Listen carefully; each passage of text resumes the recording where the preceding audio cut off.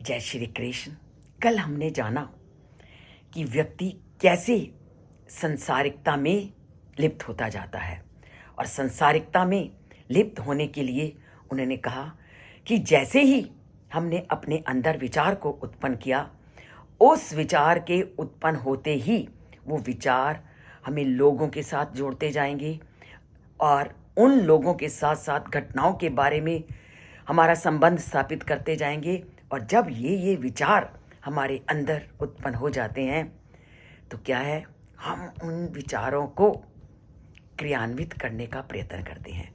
अर्थात वो विचार जब हमने क्रिया के रूप में उसको ढाल दिया तो वो संकल्प बन गए, और विचार और संकल्प जब मिल जाते हैं तो वो हमें सकारात्मक और नकारात्मक दोनों परिस्थितियों की ओर ले जाते हैं।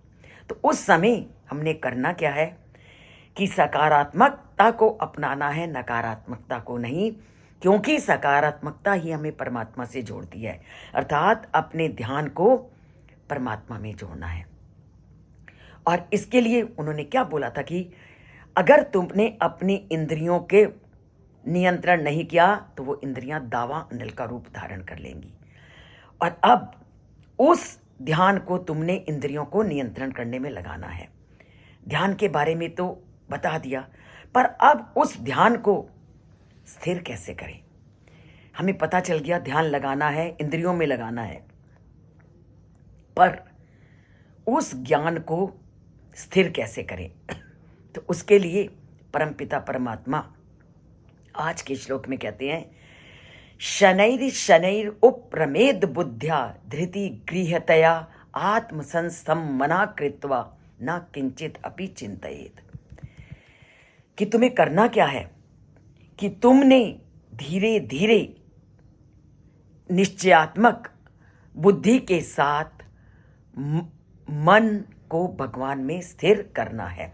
जब आपने उसके साथ बुद्धि का सहारा लिया और परमात्मा के अतिरिक्त तुमने कुछ नहीं सोचा, तो परमात्मा में ही आपका ध्यान लगेगा।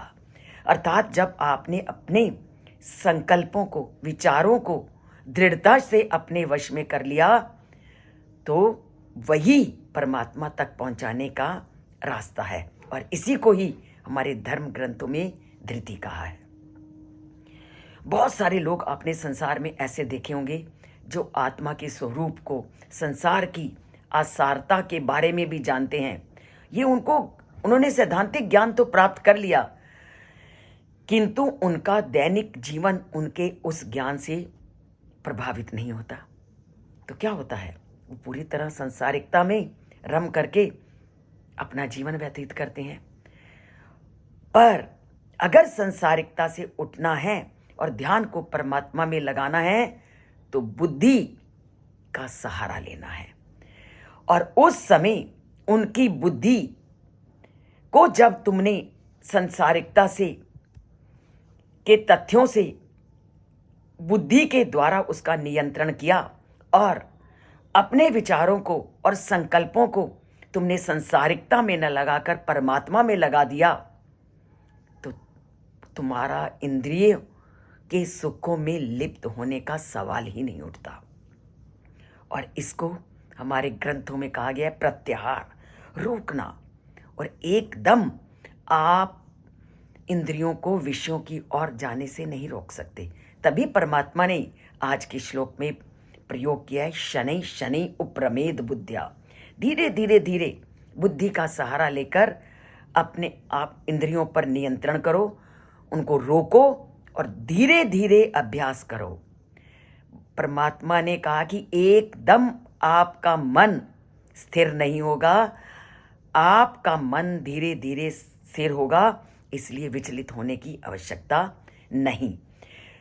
यही बात हम बच्चों को कहते हैं, और उसमें दृढ़ता को भी अपनाना है। जैसे आप बच्चों को देखते हो, जब रिजल्ट निकलता है, पास हो जाते हैं, कहते हैं अब तो मैं पूरा साल मन लगाकर पढ़ूंगा। एक दिन करता है, 2 दिन, तीसरे दिन ढर्रे में आ जाता है। पर परमात्मा कहते हैं अगर मेरे में तुमने ध्यान लगाना है, नहीं लग रहा, उसको धीरे धीरे लगाना है, पर उसको दृढ़ता से लगाना है। जब तुमने मन को दृढ़ता से मेरे में लगाओगे तो मुझको प्राप्त करोगे। ये सब बातें समझोगे अगर चैनल से जुड़ोगे, उसे सब्सक्राइब करोगे और लाइक का बटन दबाओगे। सब्सक्राइब एक बार करना है, उसके बाद उसको नहीं छूना, पर लाइक हम करते नहीं जिसको करना है। बोलिए जय श्री कृष्ण और लिखिए जय श्री कृष्ण।